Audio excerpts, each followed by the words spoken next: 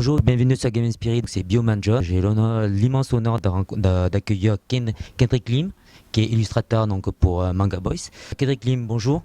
Merci d'avoir accepté cette interview. Est-ce que vous pourriez vous présenter donc, pour nos auditeurs de Game Spirit?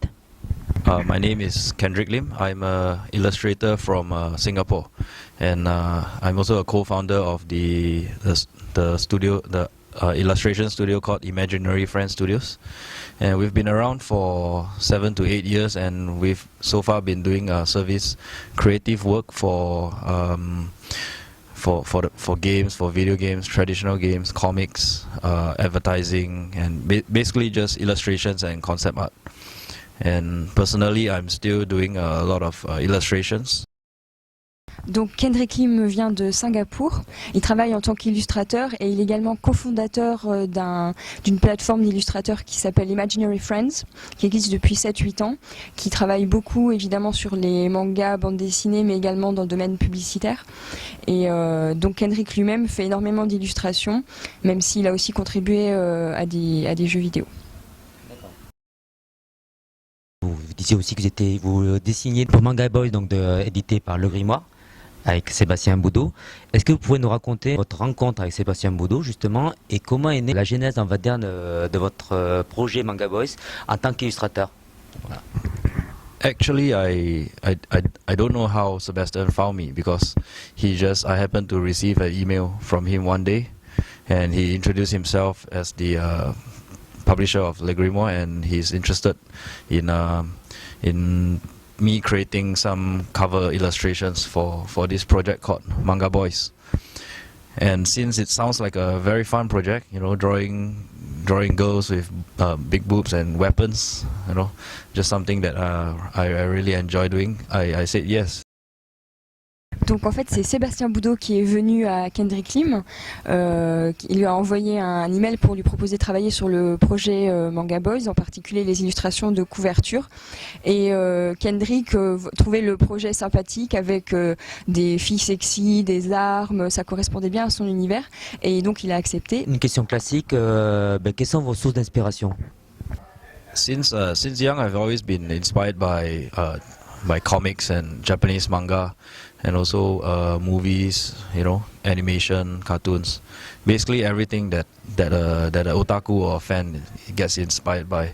And obviously for my artistic career, I'm inspired by some of the great artists out there, such as from Japan, such as Katsuya Terada, Range Murata, Otomo, and then from the West, Mobius, Mike Mignola, who did Hellboy, and Milo Manara. He's I think he does adult comics. And he draws women very well. Yeah. So these are some of the artists I'm inspired by. Donc une source d'inspiration majeure pour Kendrick, c'est tout l'univers de l'illustration japonaise, aussi bien dans les dessins animés que dans les animations, les mangas, etc. Et donc certains grands noms comme Katsuya Terada, parmi d'autres, Range Murata et Otomo. Et également des influences plus occidentales comme Mobius, le créateur de Hellboy, dont le nom m'échappe, et Milos Manara, qui est plus spécialisé dans la BD adulte et dont le graphisme en particulier sur les femmes a un peu influencé Kendrick. Quelles sont en fait vos méthodes de travail justement pour mettre en dessin, en image, l'univers de Manga Boys?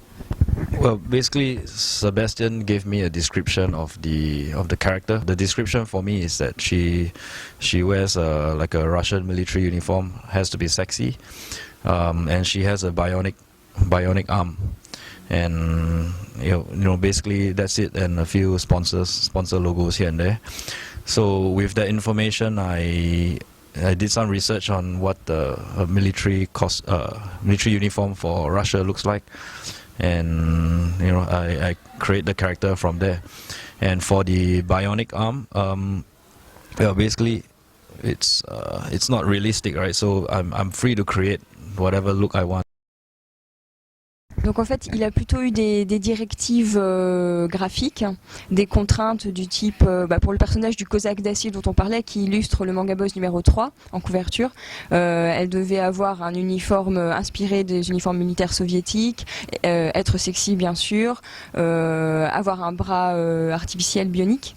Et du coup, à la fois il a fait des recherches vraiment précises pour avoir une idée d'un uniforme militaire qui serait fidèle à la réalité, et en même temps le bras bionique, ça lui laissait énormément de liberté, et donc il a pu davantage faire appel à sa propre créativité, aux différentes influences qui influencent son travail.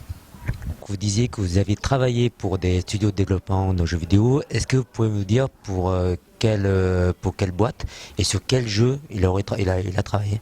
For Square Enix, it was a project together with PopCap. PopCap did Bejeweled. Yeah. So the game is called Gyromancer. Basically, it's like a puzzle game, something like Bejeweled, but with an RPG element, with characters, with monsters. En collaboration avec PopCap, ils ont travaillé sur un projet qui s'appelle Gyromancer, donc je pense Gyromancer ou quelque chose comme ça en français, qui est un jeu avec un aspect de puzzle, etc. Assez complexe.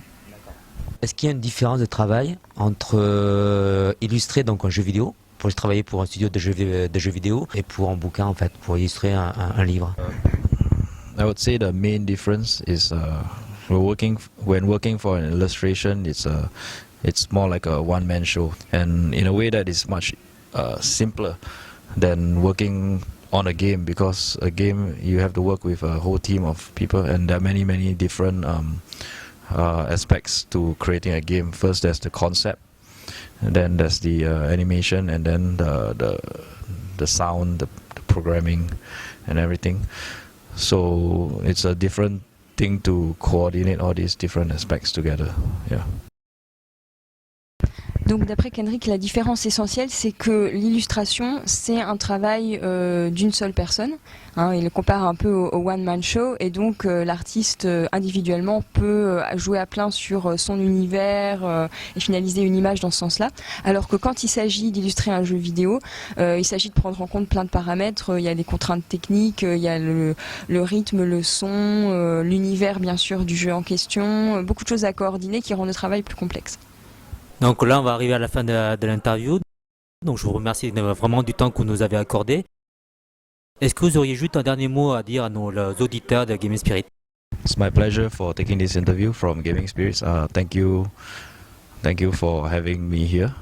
And yeah, so far the event has been awesome, and it's great to be at this Japan Expo, because it's my first time here, and I don't think Singapore has anything like that. So good job to Paris, to France, to everybody. Thank you. Donc Kendrick était très heureux de participer à cette interview et remercie Gaming Spirit de l'avoir fait intervenir. C'est la première fois qu'il vient à Japan Expo, et il dit qu'il n'y a pas d'équivalent à Singapour, qui est son pays d'origine. Et donc il dit un grand bravo à Japan Expo, à Paris et à la France entière. Et merci aux auditeurs.